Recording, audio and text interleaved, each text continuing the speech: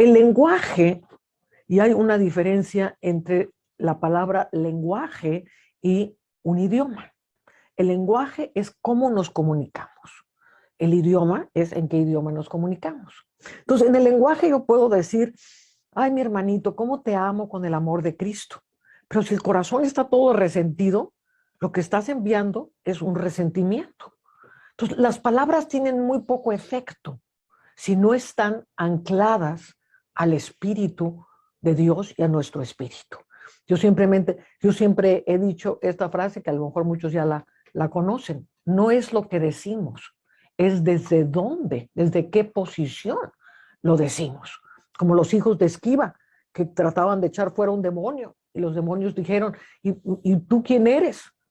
Ah, yo en el nombre de Jesús, que predica Pablo, echo fuera a los demonios. Y los demonios, ¿y tú quién eres? A Pablo conocemos y a Jesús conocemos, pero ¿tú quién eres? O sea, no era que estaban usando, no es usar el nombre de Jesús, es desde dónde se usa el nombre de Jesús. Por eso es muy interesante lo que estaba diciendo Ana, de qué tamaño es tu Jesús y desde dónde decimos lo que decimos. Entonces, si lo estoy diciendo desde una intención, escucha y apunta muy claramente la palabra intención del Espíritu, porque es la intención del Espíritu la que tiene poder en el lenguaje. Entonces, el lenguaje se empodera cuando sale de nuestro espíritu y el lenguaje puede ser prácticamente nada, cuando lo que está proyectándose es todo un lenguaje no verbal. ¿Me está siguiendo?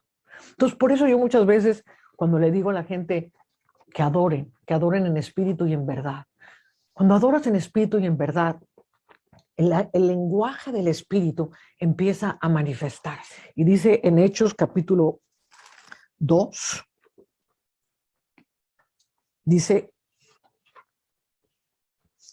que estaban todos atónitos, oyéndolos hablar, dice el versículo 6, y hecho este estruendo, se juntó la multitud y estaban confusos, porque cada uno les oía hablar en su propia lengua.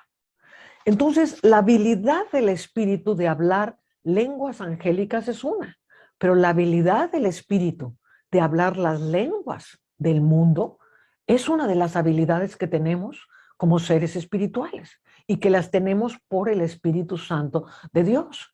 El problema, como decía Ana hace un momento, tenemos y recibimos lo que cada uno creemos. Cada quien es, tiene y recibe lo que cada uno cree.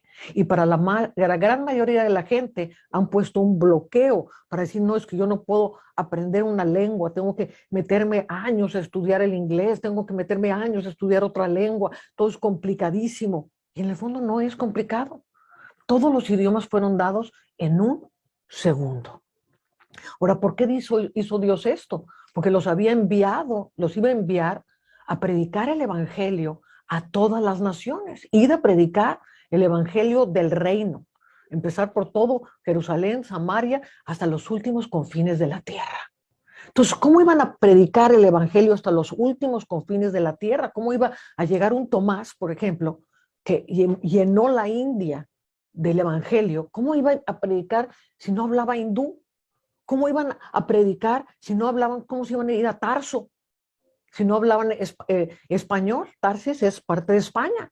¿Cómo iban a ir a las diferentes regiones de Europa si no hablaban los idiomas? ¿Cómo se iba a expandir? En aquel entonces no había escuelas de idiomas, ni se podía usted meter al internet, ni había todas las facultades que tenemos ahorita para hablar un idioma. Entonces, la única forma de llevar el evangelio a todas las naciones era hablando las lenguas de las naciones, y para eso fue una de las formas en que el Espíritu Santo fue derramado.